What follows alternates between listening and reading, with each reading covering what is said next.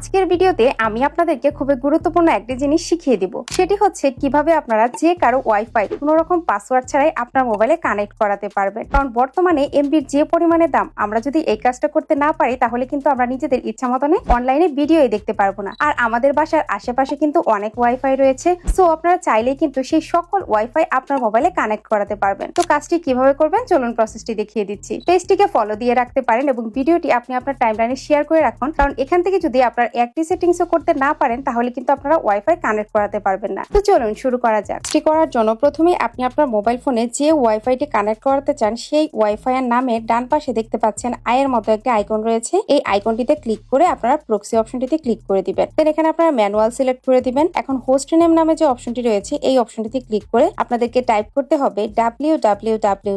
সেই ওয়াইফাই এর নাম .com। দেন পোর্ট অপশনটিতে ক্লিক করে আপনারা টাইপ করবেন 8080। এখন নিচে আনইউজড সাইটস নামে যে অপশনটি রয়েছে এই অপশনটিতে ক্লিক করে দিবেন। দেন এখানে টাইপ করতে হবে www. সেই ওয়াইফাই এর নাম .internet। এখন নিচে আইপি সেটিংস অপশনটিতে ক্লিক করতে হবে। দেন এখানে দেখতে পাচ্ছেন অনেকগুলো অপশন চলে এসেছে। তো এখান থেকে আপনারা আইপি অ্যাড্রেস অপশনটিতে ক্লিক করে দিবেন। দেন এখানে টাইপ করবেন 192.168.1.1। এখন একটু নিচের দিকে দেখতে পাচ্ছেন DNS2 নামে একটি অপশন রয়েছে। তো আপনারা এই অপশনটিতে ক্লিক করে দিবেন এবং এখানে টাইপ করবেন 8.8.4.4। তো এখন আপনারা একটু ব্যাকে চলে আসবেন। দেন ওয়াইফাই এর যে নামটি রয়েছে সেই নামটির উপর ক্লিক করে দিবেন। দেন এখানে আপনারা সেই ওয়াইফাই এর নামটি টাইপ করে দিবেন এবং এখানে টাইপ করবেন 1 থেকে 9 পর্যন্ত। এখন ডান পাশে উপরে যে টিক চিহ্নটি রয়েছে সেই টিক চিহ্নটিতে ক্লিক করে দিবেন, তাহলে কিন্তু ওয়াইফাই কানেক্ট হয়ে যাবে। তো এখানে আরো একটি কথা বলে রাখা ভালো, এক এক মোবাইলের আইপি অ্যাড্রেস কিন্তু এক এক রকম থাকে। তো আপনারা আপনাদের মোবাইলের ব্র্যান্ডের নামটা আমাকে কমেন্ট বক্সে জানিয়ে দিবেন, আমি আপনাদেরকে আইপি অ্যাড্রেসটা দিয়ে দিব,